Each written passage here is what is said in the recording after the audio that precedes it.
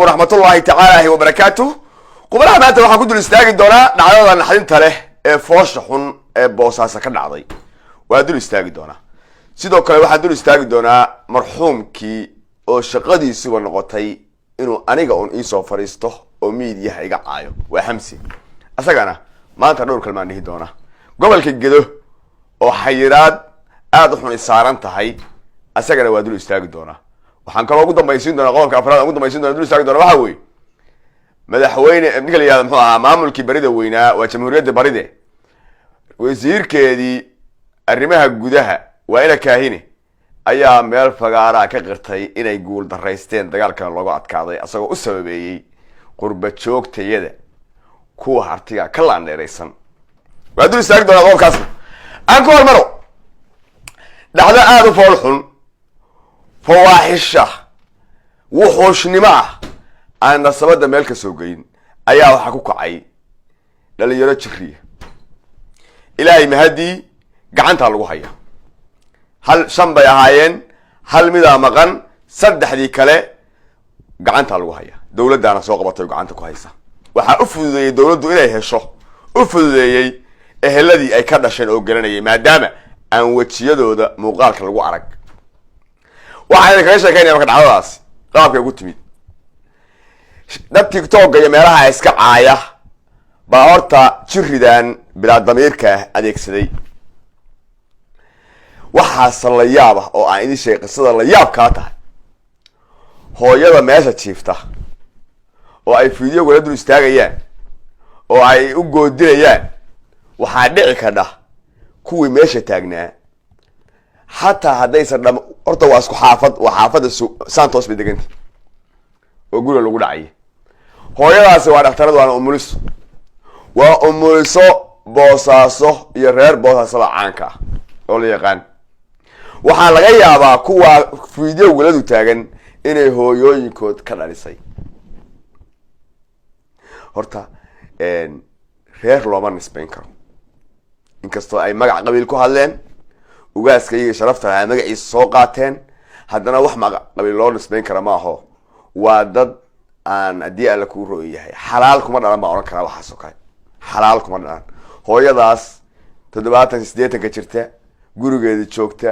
jiifta xilliga ilmo yaro cag leela dhacayo waji muuqaalka ma rabo inay adeegsado ama soo bandhiga ma rabo sababtoo waxa noqonaya mid xumaantii si faafinayo oo bulshada wax calool xumaa si gaarsiinaya noqonaya laakiin uu idin sheegaya dadka gacanta lagu hayaa wax aad u farxun bay sameeyeen halkan codsi baan ka dhiibanaya codsigaasna waxaan leeyahay iga gaarsiiya beesha dishiishe ee sharafta leh wax galadkooda ganacsatadooda reerkaas wax magaratadu guriga ugu gashay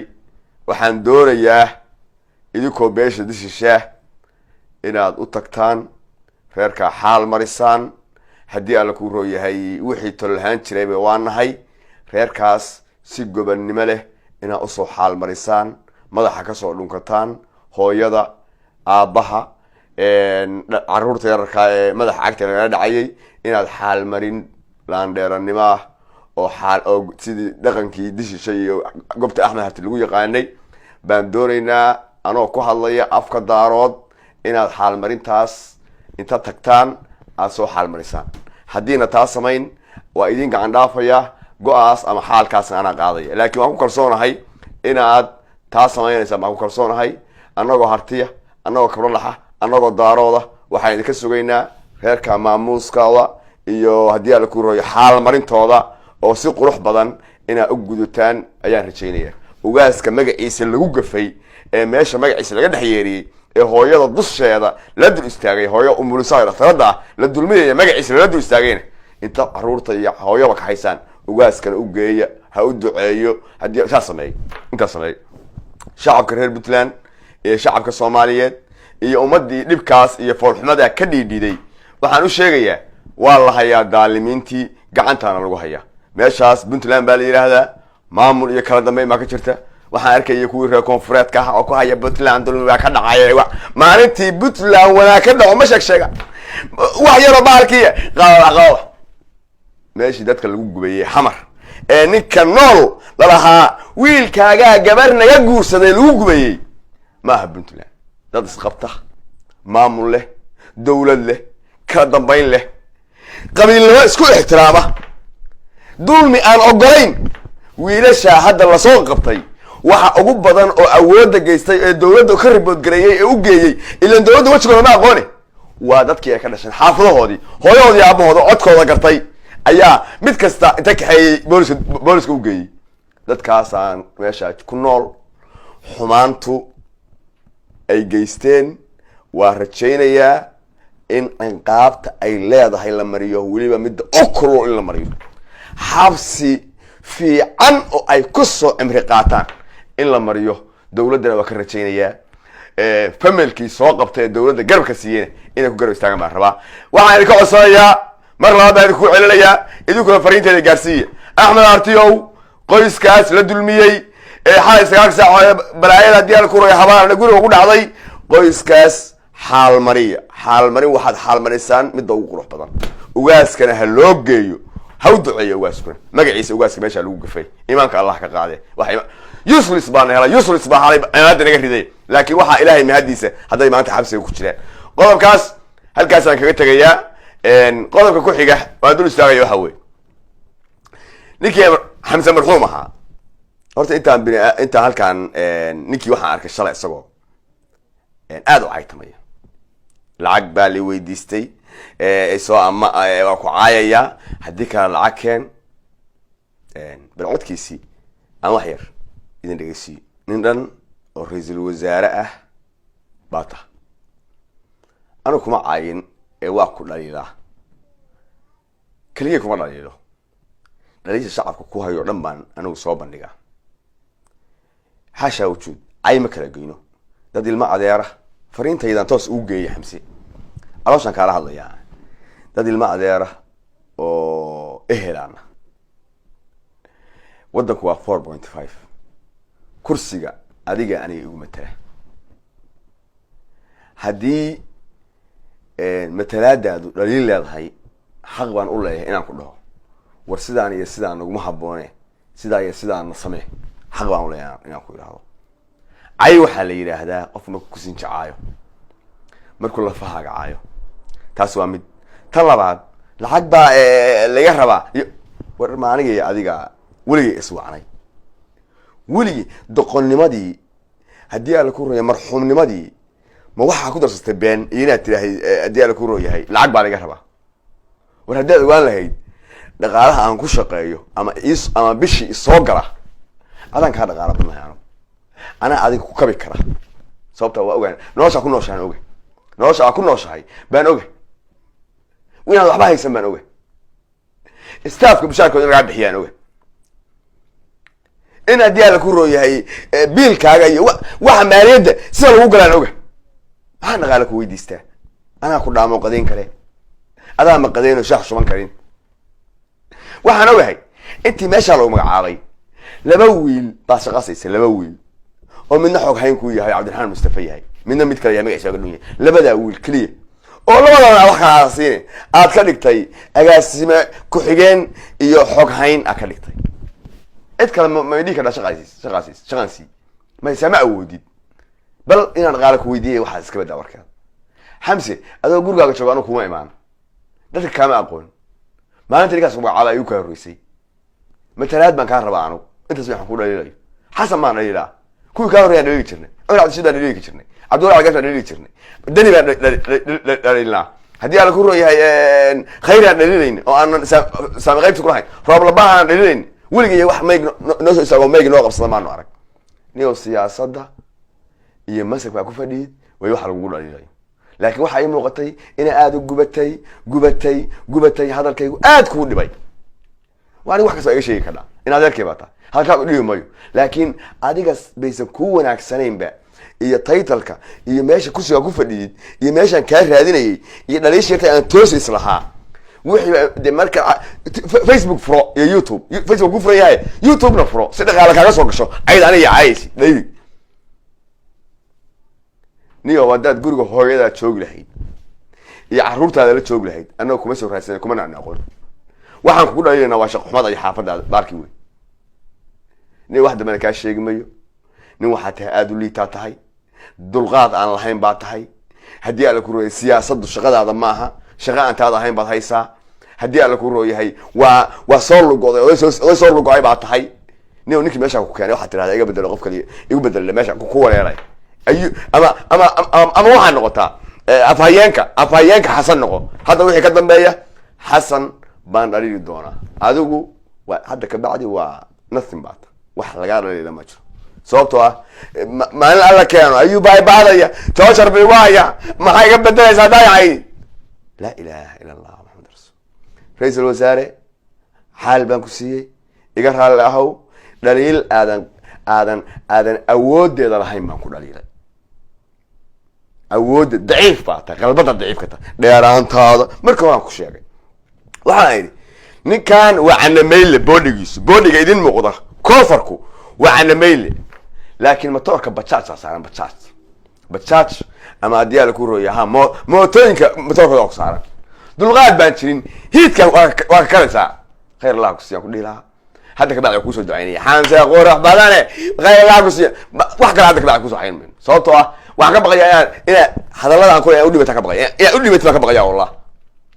marka hadda kabacdi dhaliishana ma qaadi kadhid kursi aadan awoodeed lahayn xajmigeed lahayn baad ku fadhidaa hadalkaan kuleeyahay hadal aad awoodeeda leedahay maaha hadda kabacdi wax kaa sheegi mayo waxa sheegaaga dambe xaaraan bu uga yahay bas waa ku dhigay marxuum caadiya oo la duugto markaas anigu waxaan islahaa war ninku waa soo kacaya war ninka baan islahaa laakiin maya nothing matter waa ku dhigay hadda ku aasay waa aas badaalka ku ribe magacaaga haddaan soo qaado allah ya arxam araaximiin baan raacinaya keliya wax damba ku dari mayo halkaasaan kaa gudbiya xamse dibnaba kaaga hadli mayo haddii dawlad xasan baan weligay dhaliilnahay weligaas meeg noo haysta maanu arag rooblaanu caaya jirna weligaas noo haysta maanu arag waxaan caaya jirnay ninka la yihahdo dhaliili jirnay ninka la yidhaahdo waxaan dhaliili jirnay ninka la yihahdo muxuu ahaa ii sheeg khayre weligaas meeg noo haysta maanu arag war waxaan ku yidhi niyahow war waxaan waa ku aasay maanta anigu halkaasaan qodobka kaga gudbiya qodobkayga saddexaad aan gudbaya waxa weeye gobolkii gado una qabateyn baa saaran waxaana saaray xukuumadda xasan sheikh maadaama axmed madoobe baa dhiil la galay muddo kororsi noo saxiix baa liyey adigana muddo kororsi baan ku siinaynaa kabacdina waxaan kaaga bedelaynaa gobolka gado baan kugu wareejinaynaa waxay amreen gobolka gado in axmed madoobe iyo maamulkiisii inta diyaarada lagu soo daabulo in gado laga soo dejiyo reer gado waa diideen axmed madoobe annagoo maxaabiista naloo dhiimayo haddaan axmed madoobe heshiinayno hadduu wixii wax ka bedelayo miiska wadahadalka hanala tago waxaan shalay ku gadoodnay baan maanta weli meesha taagane waxaana la yidhaahda maya baa idinku maxaabiista laydin wareejinaya ma reexaan idinkoo maxaabiista baa laydin wareejinaya ma reexaan waa diiday ma reexaan kibirka ma qaato xasanow waxba si kastoo aad bahalka u tahay waxaan kaaga yaabay waxa weeye dadka ma daraasaysid daruustii shalayna wax kama baratid ma reexaan kibirkaa iyo qabkaa ma qaato nimankaa markay diideen in maamulkaasi kasoo dego hawadii baa laga xiray maamulkaa waxaa la yidhi xujaydii dadkii xanuunsanaa isbitaalada aadayay 3 maalmood iyo 3 habeen wax diyaarada kamana kicin mana degin gobolkii gado waxaan niman tahay haddaad diideen baa axmed madoobe iyo rejiimkiis inay meesha yimaadaan diyaarad idiin degaysaa ma jirto mareexaan waxaan leeyahay adeerayaal waa ka diri jirnay qabkee idinkoo maxaabiis ayaan geedanaar gacanta liidin gelin geedanaar hadduu meesha ka talinayo jubbaland weeye gade hadduu ka talinayo waxa la isla ogyahay wada hadal lagu fadhiistay dhaliishii shalay jidhay in meel iska saaro hala yimaado laakiin xamse marxuum reer cabdullah baa geedanaar reer cabdullah maxaabiis ahaan kugu wareejinaya war waxaas niman yeelaya nimankaa maahay dhaqan xumada kala tagaan leh intaasaan kusoo koobaya dadka mareexaana waxaan leeyahay siyaasiyiintooda iyo ciqaashooda iyo waxgaradkooda adeer gacaliye ka tashada waxaas diyaarad bahalkiyeeyo muxuu ahaa diyaarad ku cuna qabatayn iyo nin wax lagaga qaadaya ma jirto dadkan hadday 600 jeer diyaar soo degi weydo arigooda iyo geelooda qashaan ma ka badan xasan iyo xamsow wajiga haska xumaynine ummadda Soomaaliyeed dhex u noqdo oo ummadda Soomaaliyeed daadahan ka aragto dad ba qabiil loo afduubaya meel ka dhacay dunida ma jidhe qodobkaasna halkaasaan kaga gudbay qodobkay ugu dambeeyay dul istaagay waxa weeye ninkii la oran jiray ina kaahin qaranka barida wasiirka ka ahaa oo calaalaya oo ku haya qurba joog waana dagaalkii la ascaan waana kaga adkaaday qurba joogtii harti baa naga adkaatay ila daawada waa kane ogaada dagaalka la inagu hayo guusha la inaga gaaray maanta waxa keenay dad idinkoo kala ah diaspora ayaa maalin walba lacag hurta dalka dadkooda ku shubta lacag aan isqaybinahayn oo wax kaliya u dagaalamaya inay Somaliland baabiyaan 2 sano wax ka badan bayno u samrinay dalkan inuu wax noqdo isaaq adkaan kaliya ma adkaan ma dagaal koob iyo ma joogo busaaradda iyo halaaga iyo hoog iyo ba shalayna isku tira maanu ahayn isku dhaqaalana maanu ahayn isku bahalkiina maanu ahayn dagaalkuna koob iyo ma joogo qurba joogta kaliya kama adkaan qalaysiya dhaleen iyo kuwa gudaha jooga reer miyiga baa idinka adkaaday waa kuwaana dadkii miyiga jifi kamida jifi dhulbaanta kamida waa jifi ugaaryahan kamida ugaaryahan ayaa 200 halaad iyo 1,000 neef oo ariya u keenay inay qalqashaan ciidanku ila dawa waa kuwaana boqol geela waxa keenay beelna li Axmed la yiraahdo iyo 2,000 ariyo dooxada jooga ma faatay asana oo dhan hal ribay ku qadaysaa maalintii ama lax ma faatay halka wiil hartina awr buu ku qadeeyaa maalintii marka horta farqigaas ay noo dhaxeeya asana anaga Soomaalida garan tan weeraha xoolaha keenaya maalin walba inta geela faraha loo keenayna si gaar ah ugu mahadnaqaya dad ilaahay wax siiyay marka ka dhalatay noocaasat dad ilaahay fuqura ka dhigay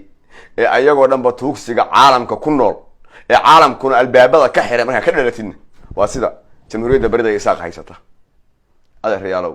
ma tartami karno ma dagaalami karnee xogaaga idin haray meesha kala bax wili anagu isma gaarin